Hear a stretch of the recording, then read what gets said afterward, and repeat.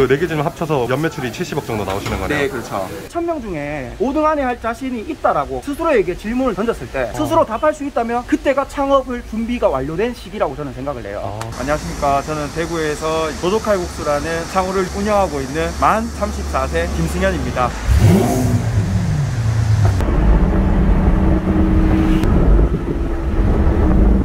아, 여기가 보증금 1000에 월 80에 시작했다는 거긴가요? 아, 예, 맞습니다. 아, 지금 다 원룸 골목이네요, 그런 거 보니까. 상권이 뭐 중요한 거는 사실 아니다라는 걸 여기서 증명할 수 있죠.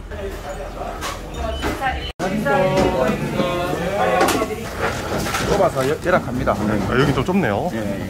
그럼 1화에서 얘기하셨던 네. 보증금 1000에 월 80 매장이 이 매장이었는데 네. 매출이 한 2000밖에 안 나오다가 점점점 매출이 올라서 2, 3천에서 네. 1억 2천, 1억 4천까지. 지금 한 달에요? 네, 한 달에 지금 1억 4천 정도. 네. 그 4개 지점 합쳐서 연매출이 70억 정도 나오시는 거네요? 네, 그렇죠.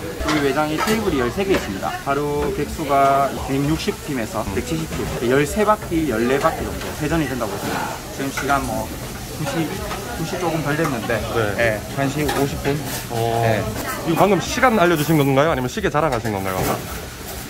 진짜 시간 확인해요. 이렇게 골목이 지금 조용한데 네. 조용한 상권에서도 살아남을 수 있었다는 이유가 고객한테 계속 투자를 했기 때문에 지금 알아서 찾아오시는 거잖아요. 그렇죠. 월세가 비싸고 좋은 위치 상권이었더라고 한다면 네. 아무래도 처음에 찾아와 주시는 분들은 더 많을 수 있겠지만 지금 이런 이제 월세가 재료만 80만 원이다 보니까 한 팀 한 팀 찾아오는 분들에게 저희가 정성과 질 좋은 재료로 음식을 준비해 드릴 수 있었던 게 결국에는 시간이 지나다 보니까 네. 이제 많은 분들이 찾아와 주시는 거죠. 불편함을 감수하더라도. 장사하시는 분들 중에 장사 초보자분들이 가장 많이 하는 실수가 어떤 게 있을까요? 저희는 고객들에게 음식을 대접하는 위치지 않습니까? 음식을 내는 데에 있어서 내는 데에서만 생각을 하고 있고 맛있게라는 생각을 하고 있는데 저는 모든 재료에 있어서 손질부터 조리 그리고 고객을 응대하는 데까지 모든 과정들 속에서 어떤 마음가짐으로 고객을 대하는가가 가장 중요한 것 같아요. 예를 들어서 네. 손질을 한다고 하더라도 손이 번거롭지만 정성을 들여야 된다고 생각을 하는데 굳이 그렇게까지 해야 하나라고 생각을 하시는 분들이 많으신 것 같아요. 그 작은 거 하나하나가 모여서 엄청난 큰 만족감이라는 게 오게 되는데 보통 사람들은 작은 것 하나하나까지 신경을 써야 되냐라는 부분들을 많이 생각하시는 것 같아요. 그게 가장 중요한데. 네, 지금 제가 반죽을 하고 있는데요. 이 반죽 같은 경우에도 반죽 기기가 있습니다. 네.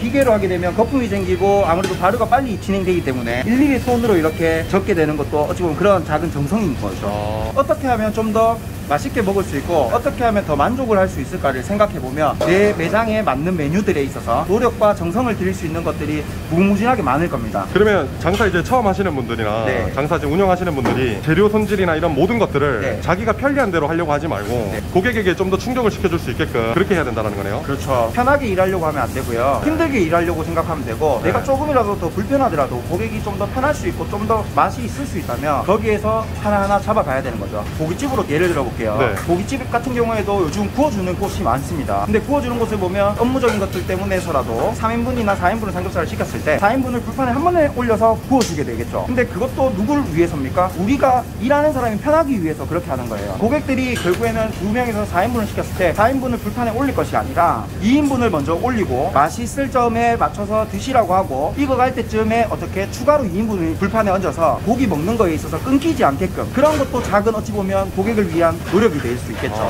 한 번에 4인분, 5인분을 구워서 네. 자 드세요 하고 먹는 게 보통 일반적인 고깃집이라면 네. 어찌 보면 시간차를 두고 구워준다면 고객들은 더 맛있을 점에 먹을 수 있는 거죠. 그렇게 돼야만이 결국에는 내가 먹는 2인분이 오버쿡이 되지 않고 제일 맛있을 점에 먹을 수 있다는 거죠. 고깃집도 해보셨어요, 사장님? 고깃집도 예, 저는 소고기집도 제가 직접 운영을 했었죠. 한우 식육식당을 저희가 영업을 했었습니다. 그것도 매출이 이제 5천만 원 나오던 매장을 무권리로 인수해서 시설, 일하는 사람, 인테리어 모든 게 변함없이 오너만 바뀌었을 뿐인데 매출이 4배 가까이 올랐습니다. 무권리로 인수했다라는 게 아예 권리금 없이 그냥 거기에 네, 시설비하고 없이 그냥 보증금만 내고 모든 것들을 다 인수하게 됐던 거죠. 그럼 무권리로 인수 받을 수 있었던 요건은 뭐였나요? 적자가 나는 매장이었죠. 적자 나는 매장을 쉽게 얘기하면 제가 인수를 하게 됐던 거고 그분은 인수할 사람이 없으면 그냥 당장 폐업을 해야 되는 경우라서 그렇죠. 그런가요? 보증금도 다 잃을 수밖에 없는 여건이었던 거죠. 근데 네. 사장님 안 무서우셨어요? 거기 무권리로 들어간다고 해도. 사실 이때까지 많은 사업들을 했었었고 하면 저는 무조건 된다라고 생각을 했기 때문에 상권도 좋은 곳도 아닙니다. 가창이라는 좀 외진 곳에 있는 곳인데 제가 매출 5천 5천에서 2억으로 끌어올리는 데까지 걸린 시간은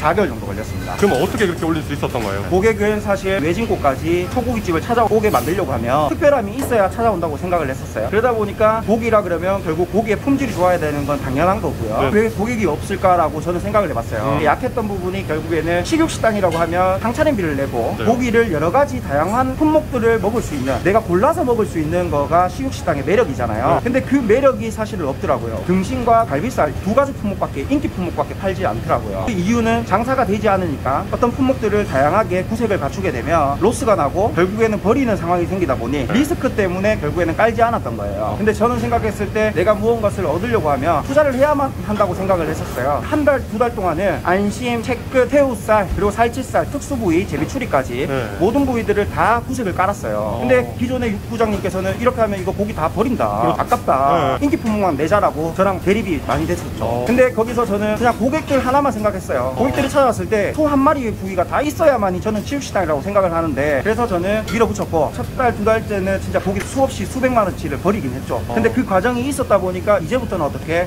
모든 고기가 버리는 거 없이 다 제때제때 잘 나가게 됐고, 매출은 1억, 1억 5천. 근데 사실 1억 5천까지 나오는 데 있어서 사실은 한 3달밖에 걸리지 않았는데, 그 이후부터는 매출을 올릴 수 있었던 이유 중에 하나도 광고를 했습니다. 전부 다 온라인 광고만 많이들 하시잖아요. 네네. 나이 연세 많으신 분들도 가족 모임이라든지 이런 것들이 상당히 많으세요. 근데 그들이 결국에는 바이럴 마케팅으로, 온라인으로 마케팅으로 찾아오기 유입되기보다는 로드 마케팅을 저는 생각을 했었어요. 홍보 차량을 만들어서 운행을 하기 시작했죠. 다양한 구색을 갖추고 있다고 해서 찾아와 주는 것이 아니라 가격이 상당히 저렴하다는 것을 인지를 시켜야 했기 때문에 한우 원뿔 1등급을 저는 8,900원에 1인분에 판매를 했었어요. 싸게 파셨네요 또. 정육점보다 더 싸게 팔았던 거죠. 박리담에. 한우를. 네, 더 많은 객수를 모으자에 포커스를 두고 운영을 하다 보니까 매출이 1억 7천이 되어도 수익금은 쉽게 얘기하면 1,000만 원밖에 안 남더라고요. 직원들이랑 같이 일하는 식구들이 이건 방향이 좀 아닌 것 같다라고 많이 했으나 저의 뿌리는 늘 고객의 포커스를 맞춰져 있다 보니까 힘들게 버티고 6개월이 지나니까 매출이 2억까지 오르더라고요. 그러면 2억이 이제 매출이 났을 때 결국에는 어떻게 달에 2,000에서 2,500 남는 매장이 되더라고요. 그렇게 보더라도 사실은 2억 매출에 2천만 원 남으면 10% 남는 거예요. 그러면 에이, 식당 하는데 10% 남으면 어떻게 장사를 해? 라고 얘기를 하시는데, 우리가 수익률을 볼 게 아니고요, 수익 금액을 봐야 돼요. 2천만 원 절대 작은 돈 아닙니다. 예를 들어서 1억을 팔아서 2천만 원 남는 식당은 6개월 뒤에 망할지 어떻게 될지 몰라요. 근데 2억을 팔아서 2천만 원을 남기는 매장은 결국에는 많은 고객들이 끊임없이 오랫동안 찾아와 주신다는 거죠. 지금 당장의 매달 수익금보다는 얼마나 오랫동안 수익을 낼 수 있느냐가 중요한 거 아니겠습니까? 장기 수익이 중요한 거지 단기 수익이 중요한 건 절대 아닙니다. 장사를 그러면 처음 하시는 분들은 이런 부분들을 모르잖아요. 네. 처음 하시는 분들은 어떤 실수들을 좀 많이 하시나요? 보통 장사를 하는 이유에 있어서 처음부터 좀 잘못 방향을 잡고 가시는 것 같아요. 예를 들어서 표현하면 자기가 자본금이 1억이 있어서 1억으로 투자를 하게 되면, 사업을 하게 되면 1억으로 내가 달에 얼마를 벌 수 있을까, 얼마를 벌어야지라고 먼저 목표를 잡고 있어요. 그리고 그 목표에 맞는 사업 아이템을 찾게 되겠죠. 근데 그 사업 아이템은 결국에 내가 연구하고 내가 생각하고 개발한 메뉴가 아니라 결국에는 프랜차이즈 상담을 받으러 열심히 다니고 있겠죠. 대기업들도 보면 기업의 가치를 올리려고 하지 기업의 수익을 올리려고 하지는 않지 않습니까? 그러면 식당도 똑같다라는 거죠. 규모가 작을 뿐이지 카카오톡이라든지 대기업들과 같은 시스템이라는 거예요. 기업의 가치와 내 가게의 가치를 올려야 되는 거지, 회사의 수익금을 챙겼다면 결국 대기업들은 될 수 없었겠죠. 점장님이 설거지를 하고 계시네요. 네, 그럼요. 지금 어떤 것 때문에 설거지하고 계신 거예요? 설거지를 보통 처음 일하는 분들이 설거지만 하루 종일 하고 가시면은 되게 일을 힘들어해요. 저는 웬만하면 제가 설거지를 좀 하는 편이거든요. 이유가 있어요? 직원들 처음 들어오는 직원들이 설거지를 하게 되면 그게 힘든 것도 마찬가지인데, 네네. 제가 함으로써 다른 친구들, 뭐 홀에 있는 직원들, 주방에 있는 직원들이 손님이랑 음식에 좀 더 집중을 할 수 있게끔 그렇게 환경을 만들어주고 있습니다. 보시면은 직원분들이 다들 정말 열심히 하시잖아요. 네. 근데 장사를 이제 처음 하시는 분들이나 아직 노하우가 많이 없으신 분들은 직원 관리를 좀 어떻게 하면 좋을까요? 사장님들이 처음 되신 분이거나 또는 오랫동안 사장님을 해오셨던 분들이 좀 마음가짐이 참 중요한 것 같아요. 내가 사장이니까 너희는 직원이니까 팀의 리더가 되어야 되지 팀의 우두머리라고 생각을 하면 안 된다는 거예요. 비가 많이 오네요. 지금 어떤 거 체크하시는 거예요? 오늘 나갈 밀키트 상품들 이제 지금 준비하고 있는 과정입니다. 밀키트도 지금 많이 나가는 거예요? 네, 뭐 지금 광고를 막 확실하게 하고 이런 건 아니라서. 네. 아, 저번에 그 밀키트 공장 만드시는 거? 네네네. 식품 제조 공장 예 해서브로 해서 네네. 9월 한 중순쯤 되면 네. 제가 오픈 예정이고 그 전까지는 소소하게 그래도 뭐 하루에 한 50개, 70개 정도 예, 많이들 또 아마 휴먼 시청자님들께서 또 네. 많이 사실 구매해 주셨던 것 같고 아, 진짜요? 네, 그리고 뭐 잘 먹었다고 인스타에 해시태그도 걸어 주시고 네, 그래서 감사하게 생각합니다. 그럼 장사하시는 분들 이제 직원과의 선을 끊지 말고 내가 어떤 굳은 일도 다 할 수 있어야 되고 네. 사장이라면. 네. 그러니까 설거지 같은 경우에도 보통은 새로운 직원이나 알바가 오게 되면 모든 식당 사장님들이 공감하실 거예요. 처음 오는 친구들은 할 수 있는 게 없다 보니까 경력이 없다 보니 결국에는 오자마자 시키는 건 테이블 치우는 것과 설거지를 시킬 거예요. 근데 사실 업무 중에 봤을 때 가장 지저분하고 가장 하기 싫어하는 일들이거든요. 그러면 이 친구들이 결국에는 일주일 한 달을 버텨내야만이 다음 업무로 넘어가는 방식인데 저는 그렇게 하지 않거든요. 그래서 알바들이나 직원들이나 새로운 채용을 하게 됐을 때 그 친구들이 여기에 땜빵을 하고 인원수를 채울 게 아니라 인원 외로 신규 직원들과 알바를 채우게 돼요. 그러면 예를 들어서 우리가 매장에 일하는 TO가 15명이라고 가정했을 때 새로운 알바와 직원들이 온다면 시간표를 17명으로 잡아놓는 거예요. 새로운 일에 바로 투입되는 인력으로 사용하는 게 아니라 교육으로 저희는 보는 거예요. 2주간 홀 교육이 됐든 주방 교육이 됐든 교육으로 하는 거다 보니 일하는 인원의 TO에 차지는 않겠죠. 그럼 그 친구들이 교육이 되고 교육이 된 후에 바로 업무에 투입이 되지 일을 바로 투입할 수 있는 여건들을 저희는 만들지는 않아요. 근데 요즘에는 장사하시는 분들이 사장님처럼 직원을 많이 쓴다거나 그렇게 하지 않고 작게 창업을 시작하잖아요. 그런 분들은 어떻게 해야 되는 건가요? 그런 경우에도 뭐 예를 들어서 사장님 두 분과 알바생 한 명이 근무를 하는 매장이라고 가정해 볼게요. 부부끼리요? 네, 부부끼리. 네. 그러면 알바생 한 명이 그만두려고 했을 때 퇴사하는 날 2주 정도 전에 알바를 한 명 더 충원을 해요. 그러면 2주 동안 어떻게 한 사람이 인건비가 더 들어가겠죠. 그게 결국에는 인적 투자를 해야 된다는 거예요. 아까워하지 말고. 네, 모든 회사도 마찬가지지 않습니까? 인수인계라는 기간이 있지 않습니까? 네네. 알바생과 직원도 인수인계가 필요한 거예요. 근데 보통 사람들은 어떻게 일하는 사람이 나가버리면 나간과 동시에 새로운 직원을 그때 뽑아서 바로 실무에 투입하려고 하겠죠. 그럼 누구한테 피해가 가겠습니까? 고객한테 피해가 가겠죠. 그럼 결국에는 매장 손해이지 않습니까? 왜? 손발이 맞지 않는 새로운 알바 친구가 와서 능수능란한 알바가 있었을 때랑 업무 효율이 똑같겠습니까? 똑같이 못할 수 있죠. 그럼 그 적응하는 기간 동안 미리 어떻게 퇴사하기 전에 2주 전에 먼저 들어와서 교육을 하고 인수인계를 해주고 그리고 그 기존 직원은 퇴사를 해야 되겠죠.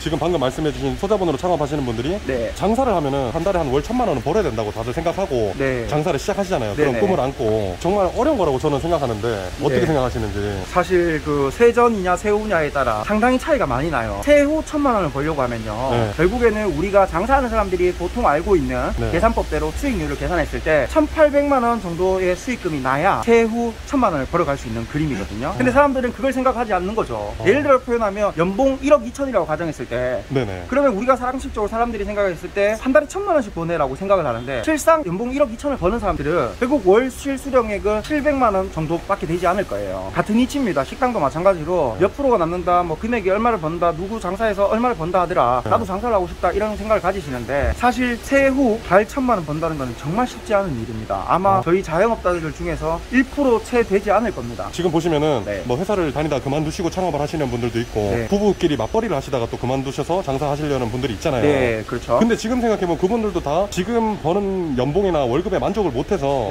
돈을 더 벌기 위해서 이제 창업을 지금 도전하시는 거잖아요. 대다수가 사실은 그런 쪽으로 방향을 많이 생각하시더라고요. 다른 이유도 있겠지만 그분들이 그러면 어떻게 보면 이 현실을 안다면 정확하게 알고 분석해서 투입이 될 텐데 매출만 보시고 또 투입하시는 분들도 많잖아요. 맞죠. 과연 내가 1,000명 중에 5등을 할 자신이 있을까 없을까를 생각하면 될 것 같아요. 예를 들어서 표현하면 제가 반에서 뭐 또는 전교생에서 1,000명 중에 5등 안에 공부할 자신 있고 또는 50등 안에 상위 클래스에 들 수 있겠으면 공부의 길로 가는 것도 맞을 거고 또는 내가 어중간하다 싶으면 사실은 공부를 하지 말라는 얘기는 아닙니다. 절대. 공부도 잘하면서 다른 길도 가는 것도 참 좋은 방법이지 않습니까? 공부를 제가 예를 들어서 1,000명 중에 예를 들어 300등인데 꼭 그 방향만 있는 게 아니거든요. 그러면 사업도 똑같은 거죠. 그 1,000명 중에 5등 안에 할 자신이 있다라고 스스로에게 질문을 던졌을 때 스스로 답할 수 있다면 그때가 창업을 준비가 완료된 시기라고 저는 생각을 해요. 절대 뭐 부정적인 게 아니라 창업에 대한 부정적인 얘기를 하는 게 아니네요. 네, 아니죠. 절대 아니죠. 하지만 너무 쉽게 다가가고 쉽게 접근할 수 있다라는 거예요. 그리고 또 좋은 모습들만 많이 내비쳐다 보니까 주식이든 뭐가 됐든 벌었다는 사람들이 많이 나오지 잃었다는 사람은 나오지 않지 않습니까? 식당도 마찬가지입니다. 전국에 계신 분들 주변의 식당들 한 번만 동네 한 바퀴만 돌아보세요. 예비 창업자분들 한 번만 동네 돌아다녀 보시면 걸어서요? 네, 매장들의 순익 계산법을 한번 내보세요. 스스로 이 매장은 매출이 얼마 나올 것 같고 음식을 드셔보시면 재료비가 몇 프로 나올 것이다, 여기는 결국 일하는 사람들이 몇 명 있어야 될 것이다, 또는 이 매장은 매출 대비 월세 코스트가 몇 프로인가, 모든 것들을 한번 분석해 보시고 스스로에게 그 계산법과 시장을 바라보는 시야를 넓힌 후에 그리고 내가 난 정말 준비가 되었다, 뭐든 하면 됩니다. 그 동네에서 1등 할 자신 있으면 하면 됩니다. 제가 수학 공부를 1,000명 중에 5등을 내요. 그럼 공부하는 방법이라든지 암기하는 방법이라든지 하는지 스스로 학습하는 법을 안단 말입니다. 그러면 종목이 다르다 뿐이지 수학이 아닌 과학도 결국에는 공부를 하면 5등이든 10등이든 될 수는 있단 말이죠. 그 말은 즉슨 내가 노력해서 어느 정도 상위권에 들어갈 수 있는 시스템을 만들어 놓으면 품목은 사실은 크게 중요한 게 아닙니다. 족발집이 됐든 삼겹살집이 됐든 분식이 됐든 찌개집이 됐든 한정식이 됐든. 그리고 우리가 아셔야 되는 게 그러면 내가 요리를 할 줄 모르는데 어떻게 그러면 식당을 해야 돼요? 라고 얘기를 하면 요리를 잘하면 좋겠지만요, 이게 이렇습니다. 내가 요리를 잘하는 사람이면요, 요리를 잘하는 사람은 제가 봤을 때는 음식을 맛있게 만들 수는 있는데 대박난 가게 또는 월소득을 높이는 장사 잘 되는 대박나는 가게를 될 수가 없다라고 저는 생각을 해요. 본인이 만든 게 최고라 생각하고 본인이 만든 게 아니면 아니라고 생각하기 때문에 결국에는 기술자는 기획자가 될 수가 없는 거예요.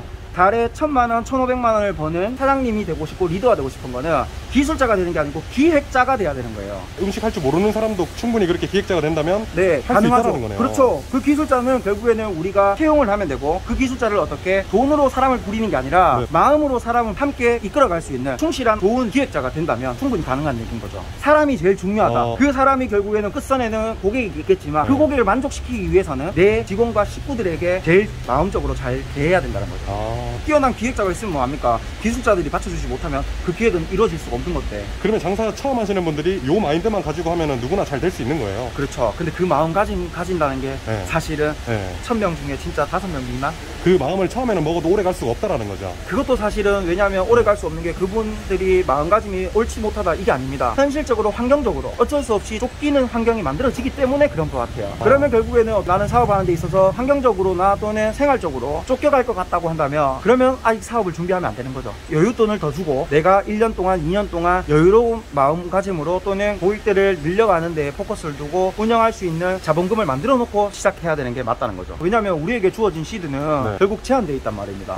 많은 분들이 어찌 보면 내 모든 것 그 이상의 빛을 안고 시작하는 게 사업인데 왜 한 방에 어찌 보면 5% 미만의 확률을 가지고 내 전 재산을 다 거냐는 거죠. 마이너스 될 수 있는 게 순식간의 일인데 그러한 것들을 어떻게 왜 분석도 안 하고 뛰어들 수 있냐는 거죠. 어떻게 보면 목숨 같은 돈인데. 그렇죠. 그러면 전쟁을 나간다고 했을 때 내가 진짜 죽을 수도 있는 전쟁에서 결국에는 내가 팀원들과 또는 팀원들을 어떻게 이끌어가고 어떻게 내가 전략을 짤 것이고 어떻게 기획할 것인가를 준비 없이 전쟁터에 나간다면 무조건 죽을 수밖에 없는 거예요. 그럼 전쟁터를 안 나가는 게 맞죠. 그러면 전쟁터를 안 나가면 어떻게 다른 팀에 내가 소속돼서 내가 주어진 일만 열심히 잘하면 윤택한 삶을 살 수 있다면 거기에 팀원이 되는 것도 하나의 방법인 거죠. 그 팀원이 됐다가 정말 준비가 됐을 때 또 뛰어들면 되는 거네요. 그렇죠. 지금 조조칼국수가 운영이 제가 잘 되는 걸로 알고 있어요. 이 밀키트는 뭐 때문에 판매하시는 거예요? 밀키트가 지금 나가는 매출이 하루에 한 50개, 60개 정도, 한 달에 결국에 한 1400개, 500개 정도가 나가요. 식품 밀키트에 이렇게 시작한 지 얼마 안 된 상황에 하루에 50개, 60개 나간다는 건 많이 나가는 거예요? 네, 엄청 많이 나가는 겁니다. 사실 제가 하고 있는 매출 규모에 비례했을 때는 턱없이 부족한 부분이죠. 근데 이것도 제가 금전적인 욕심이나 또는 수익을 가지려고 했던 거라면 사실은 이업을 안 하고 매장 한 개 더 내는 게 더 편할 거예요. 수익 구조로 봤을 때는 좋은 건 아니에요. 근데 저는 이 사업을 하기 위해서 사실은 지금 비록 시작은 미약하나 2, 3년 뒤를 보고 지금 저는 한 15억 정도를 투자를 했거든요. 15억이요? 네. 이것도 농부의 마음으로 지금 투자하고 계시는 그렇죠. 거네요. 이거 지금 달에 3천만 원 매출이에요. 그러면 많이 남아도 결국에는 500만 원 미만일 거예요. 근데 500만 원 남는 사업 때문에 15억을 투자할 수 있겠습니까? 근데 저는 믿음이 있는 거예요. 어떤 믿음이? 모든 게 기획이 다 준비가 되어 있어요. 15억을 투자해서 결국에는 지금 비록 시작은 달에 400, 500만 원의 수익이겠지만 결국에는 400, 500만 원 수익을 가진다고 해서 저는 수익을 내지 않습니다. 다시 재투자를 해요. 이게 이벤트나 서비스로 저는 다 돌릴 겁니다. 차후에 공장이 오픈되고 나면 휴먼스토리 시청자분들에게도 제가 무료 나눔을 진행하려고 계획은 하고 있어요. 사장님 마스크 한 번만 벗어주시면 안 되나요? 아, 예. 살이 정말 많이 빠지셨어요. 그 사실 휴먼스토리를 보고 제가 많은 분들이 댓글에 응원과 격려를 많이 해주시더라고요. 아, 저분 뭐 다 가지셨는데 다크서클까지 가지셨네. 몸 관리를 못한 것 같아요. 너무 매장과 직원과 내 가족 관리에 어찌 보면 신경 쓰다 보니까 저 하나를 어찌 보면 관리가 좀 소홀했던 것 같아요. 그러면서 스스로 조금 자책이 들더라고요. 내가 내 몸 관리도 제대로 하지 못하는데 어떻게 내가 매장 관리를 잘한다 또는 뭐 열심히 해왔다 어떻게 이거는 말이. 그래서 그때부터 운동하고 식단을 해서 살이 한 7kg 정도 빠졌습니다. 7kg요? 네.